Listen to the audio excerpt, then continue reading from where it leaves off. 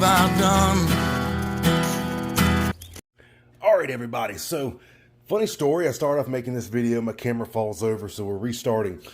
Anyway, this is a bag that I'm making for a guy who his concerns were he potentially would be in a bug out situation with a couple kids, with his children. As we discussed, as with all of the bags that we make, I'm going to ask you a certain question so I can help build this bag more properly for you. So, this particular guy carries a semi-automatic sidearm and then an AR style main carry. So you have the compartments here for the 2 clips for the sidearm and your 2 magazine compartments here for your AR. One of his concerns was he wanted to have something he could keep in the vehicle, but not look too tactical, because you know people get kind of concerned about that kind of stuff. So this is removable, of course. It's not even the Velcro style, which I like. All you have to do is you pull this up, shove it through, comes out. It's that lip there is what keeps it secure, but it is not going anywhere. But the reason I do it that way is it doesn't make any noise. You know, I like Velcro. Velcro is super neat for stuff like these awesome new patches from Prepper Man bags. You can rip them off.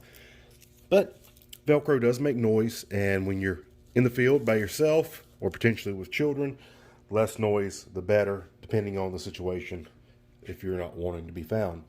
So let's dive into this without making this video super long. Here we go. As you can see, we do have these pressure retention straps, or these compression straps. So where these come in handy is if your bag's not completely stuffed and you have extra room and stuff's moving around in there, you want to snug that down. This particular bag, I have never purchased one before. All my normal sources I go through due with COVID and you know, lack of production, some of those are not available for me right now. So this had amazing reviews. It is called the Galindo Outdoors Gear bag.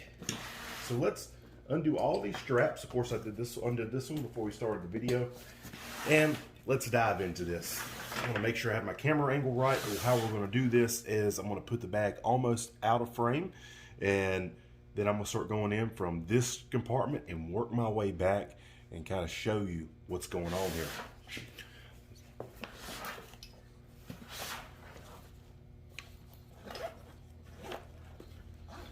All right, so as we dive into the first part of this, you're going to find one of my basic fire starter kits. You have matches, a lighter, fire starters right here. There's another video you can see on those inside that dip can, and then some magnesium.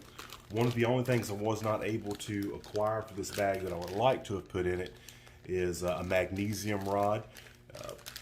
I have ordered some, and they have not arrived. They did not arrive with the other stuff that I ordered at the same time. So anyway, we got a multi-tool. With COVID going on and everything, I'm trying to keep all of the gear still in the new wrapper. It takes up extra space, but maybe that gives somebody added security when they're opening up for the first time. A knife sharpener always comes in handy. This is as you can tell, a military grade compass. We don't need to get that out to see what that is, but it's the kind that flips open with the little magnifier where you can really get down to your degrees. If you're into that kind of field nav stuff, some more fire starter goodies here. You could probably use this a few times if you need to. It's a lot of it in there. Tiny survival guide. Now this, you just rip open. It is waterproof, resistant.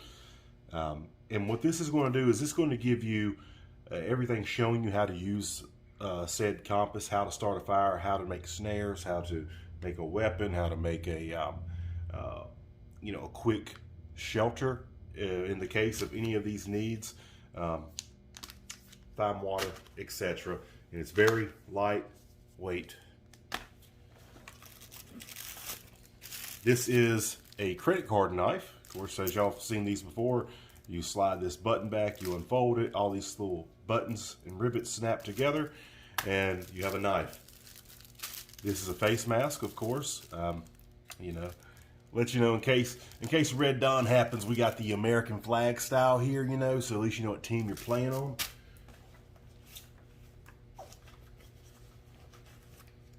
This is a multi-tool right here where you can come in and you got fishing hooks, you got little spear heads, you got lures, a saw, all kinds of little stuff that could potentially come in handy. We'll get into it in a moment, but before I forget, the 550 cord that is with this particular setup also has fishing line inside of it, so you would never be in need for fishing line if it comes to needing to use that. These are ivy wipes. That's if in case you get ready to go through a poison ivy or poison oak patch and you know it's going to eat you up. Wipe down with that and try to avoid it the best you can, and then just wash off first chance you get. Here is a credit card tool. The reason I like these type items are they're lightweight, multi-use, and they take up very little space. Is it going to be as good as a regular screwdriver? No, but it is what it is. And of course, all-weather notebook. You have your waterproof paper here. Maybe I'll autograph this, just kidding. And a pen. Use this particular style of pen. Of course, one of my recommendations would be you could always buy a tactical pen. But with these, if you know anything about the medical field, you can always pop this cap off here. You take out that little device, and you can go in where somebody's trachea is at, if their airway, if they have a bad allergic reaction, or maybe their airway got, their throat got slammed shut somehow. Maybe they're choking on blood. You can shove this up. There's a little, almost like a horseshoe you find right here on your neck. Now, I'm not saying do this to anyone, but if somebody's choking to death and there's zero chance of you being able to get help, it's worth a fucking try, right? So I've been trained how to do this, but the easiest way, like I said, you're going to basically make this into a hard plastic straw, and at that point you would make a little incision right there around that horseshoe you feel at the bottom of the base of the neck, and then you would insert this, and it would drain all any fluid out, and eventually you would have a slight wheezing sound, but there would be airflow. Okay, so let's keep going into this. I'm going to move this stuff to the side, and I'll repack it later. I know we're already getting to the 7-minute mark. It's so easy to talk about this, but one of the things I like that I try to keep the business, my particular business is different than any of these other prepper bags. You buy a ready-made bag, shit hit the fan bag. A lot of these guys, they're not going to custom make it for you. If you do, you're going to pay big time money. And they're definitely not going to make you a custom video to go over the do's and don'ts with your tools. So, yeah, that's where we like to be different. This particular compartment, I'm not going to tear everything out of, but I will let you look inside here. What we have here is a basic first aid pack. What we have like, you know, some wrap. We have gauze pads. We have basic Band-Aids. We have sterile gauze, alcohol wipes, and baby powder. That's always comes in handy. He did not request an extensive medical bag, because Lord knows that's probably the most expensive bag I ever made was to sell to someone outside of personal use was a medical bag. Let's get into this second to largest compartment. Now, I would recommend maybe getting a better atlas. This particular person, my understanding, is a truck driver, so they will more than likely have a better GPS and an atlas on hand. But here's one just for the region that I live in, Blue Ridge Parkway. Peanut butter is a great way to meet calorie needs. You know, if he was out there with his kids and him, they wouldn't be happy, but this will keep them going for a day or two. More food, beef jerky, protein, got to get that in. This is a super neat item. I was really impressed with this. Of course, I put everything back into the wrapper here, but I did go ahead and charge everything up that you're going to see in this bag today has been charged. So when he gets it, he doesn't have to worry about anything but putting it in his truck and using it. Now, what makes this particular device so neat is you can just secure this, maybe get some 550 cord, tied around here, tied in there. You put this on the back of your backpack as you're walking, and it will slowly charge up. Of course, there are ports here where you can plug in to charge and also get your juice from. There is a flashlight on the back of this. One of the big things about prepping that a lot of people, it's an oversight with some people when they first get into the game, and that's the lack of redundancy. Meaning you what are the things you honestly have to have if you're in the field? Can we live without power? Sure.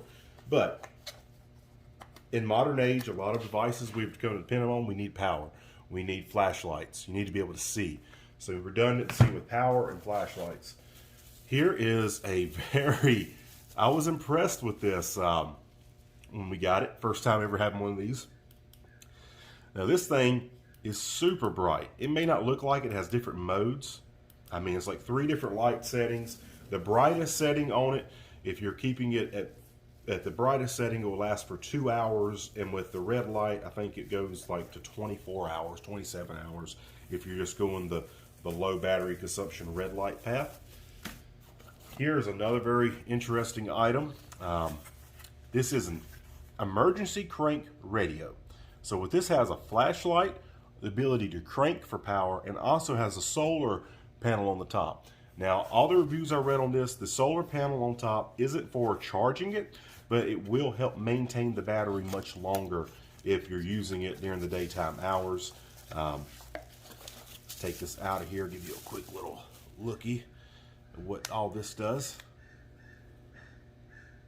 All right, so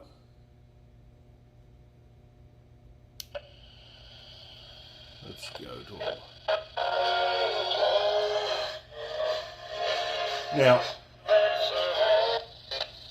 this isn't going to win any, it's not a Bose radio system. It's not going to sound the greatest. But if you're in a pinch, you need to hear about maybe some local weather. Maybe the events is breaking down the reason you're having to get out and hoof it. North Korea's invaded, like Red Dawn. You can always just crank it up. You don't have to crank it fast, just slow repetitions. You get a light here. So like I said, redundancy. You have another form where you can also get power off of this if you needed to charge your phone, say everything's completely dead.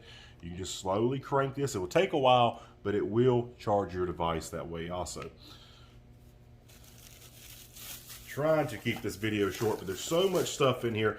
Honestly, when I was making this bag, I got kind of jealous. I was like, man, my bag's kind of got dated compared to this. My personal bag that I use, I said, man, I've got stuff depending on batteries. All this stuff is self-charging. It's neat. And to be honest, I have a lot more money into my personal bag, but this right here packs a hell of a punch, really similar to the punch my bag's going to be able to bring you. But that's the cool thing about technology. It does change, and it gets cheaper and more available. So as you see, we have a light here. It has different settings and brightnesses. You have your SOS, you have your emergency. What I found cool about this is it is also rechargeable. You just take the battery out. Or if you don't want to go that route, where are we at here? You plug this into the light. You put this onto that portable power bank you have a light. This particular person had an AR. I'm thinking, well, if he doesn't have a light set up, he can attach this to his barrel. And there he goes. He has a light on the end of his main carry. Let's take all this stuff over to the side. We're almost done with this video. Of course, as always, I have little goodies hid away. The only thing I still need to add to this is a track. I normally have a track in all my bags because if the shit's hitting the fan, then it might be time for you to get to meet Jesus. So always remember, the most prepared you can be is with Jesus. There's hand warmers and foot warmers. 2 more compartments to go, and we will be through with this bag, and I will be sending it off to its owner, and I hope that he gets all the enjoyment of the world out of it. Make sure my angle's still good here. Yes. MRE. Got beef jerky jalapeno pepper jack. This is a shovel and a pickaxe multi-tool. I'm not going to take it out of the wrapper. Here is a camouflage poncho with metal rings, so you can make it into a shelter or help keep you dry. Your call, but it matches our local environment better than any of the other choices that I could find available. Here is that 550 cord. It has the fire starter. Of course, regular 550 cord you can use to help start a fire, but this actually has an additional line in it that is specifically made, even if it's wet, to help start a fire. There's also fishing line in here, And I can't remember, there's another line, but this is like, it's 100 feet, and I think there's 12 different lines in there. I hope I'm not telling you wrong, but there's several. Mini water purifier. You know, you can put directly to a bottle, you can bake it to the bag it comes in here, or you can make an inline that will go to your water bladder with your system. Here is an emergency tent tube. This particular one, I wanted to find something that would not stand out. A lot of this emergency stuff, I like to use it for these bags because it's lightweight and all that, but you have to make sure to get the right color. If you're in a potential shit hit the fan situation, you may not want fluorescent orange. You know, you may want to find something like this is green. It will blend in a little better. This particular customer has children, so what we did is we had these little Mylar emergency sleeping blankets, but what makes these cool is that, yeah, they are kind of shiny, I can't help that, but they are camouflage. So they're not just that bright silver. Maybe he doesn't want to be seen. Maybe he wants to be able to blend in a little better. And between that, I think that is an extra step to help him get there. There are 4 Mylar bags in here for his children, his wife, and himself, girlfriend. Last but not least, before we close this up and call it a day, this back compartment here has, I still have in the cellophane, I haven't took it out yet, a water bladder. Now this is also an insulated pocket. So as you can see, I've done my best to do, within the price budget we agreed upon, to make a bag that packs a punch. And as always, guys, remember, for all your prepper bag needs, if you don't have the time to make one, or if you don't say, hey, I just think I might forget something, whatever the situation may be, you can always hit me up at Prepperman Bags at Facebook, and you tell me your price point, what you want to accomplish with your particular bag, and we'll go from there. I'll be in touch with you, and you can tell me what you want. And hopefully, everything's a little crazy right now with prices and fluctuation and availability with the COVID, and a lot of these manufacturers are running half-mass. The vaccine's coming out. Hopefully everything will get back to normal soon. Ammo prices will go down, yada, yada. But without further ado, my final thoughts on this bag, the things that this particular person may want to purchase. I would recommend getting an FM or a ham radio system. You can buy those for, I don't know, you can buy a cheap one for like $40, or you can get a, you know, military grade one for several hundred. I would say that's probably going to be needed. Looking in here, if you're going to have kids with you, you may want to go get some very small, lightweight games. Maybe, I think, of playing cards. I would recommend the survival playing cards. It was something I wasn't able to order. Survival playing cards where you can read about what poisonous plants are, what you can and can't eat, what can and can't be used for medicine. And at the same time, while they can read that and learn from it, they can also have something to help pass the time, so you keep the morale level up within your group. You know, hopefully most people with kids aren't going to be further than a day away from the house or half a day walk, but you just never know. So I would say some games for the kiddies. The ham radio, of course, this particular person has got all the defensive equipment that they should need as far as firearms go. I'm assuming they have a good tactical knife. If not, definitely want to add one of those with this. Just in case he did not have one, I added the credit card knife there. Knives are another one of those items where if you get something good, it's going to cost you a little bit. So I personally use a Crishaw. Now, if I had my bag with me, that's going to have a fixed blade. I have a Damascus steel one. Anyway, let's cut this video off. Thank you guys so much for staying tuned, watching this. And if you want to order something, hit me up. And if not, I hope you guys have a safe day. Be vigilant, be prepared. And as always, if you do that, that's what's up. All right, y'all, I don't normally forget about things, but I do want to mention this. As you know, there's, of course, the belt strap where you can help when you're packing out, when you're moving, keeps your stuff from shifting around on you. Now, this isn't anything impressive. I just wanted to add it in because I think it's something a lot of people overlook in their preparations. Of course, this side here is big enough to put a phone in. This one, something simple. Earplugs in case you got to get in a firefight. Maybe you have an ear infection, something of that degree. Maybe when you sleep at night, little animals in the woods scare you. I don't know. Whatever you use earplugs for.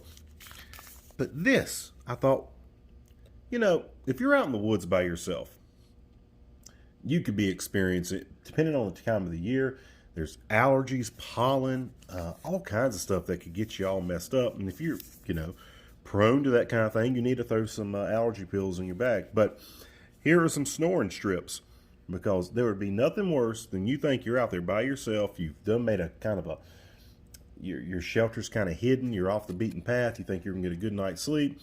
And all of a sudden you're a snorer and now somebody's up on your shit. So that's just a little something extra I threw in there. I thought might come in handy if need be. As you see, we have the cushion back here on the back. And a whistle. So if you're afraid, if you need your little rape whistle, or hey, come find me whistle, I can't scream, my throat's dry, blow into that, and it has a whistle. Anyway, guys, talk to you later.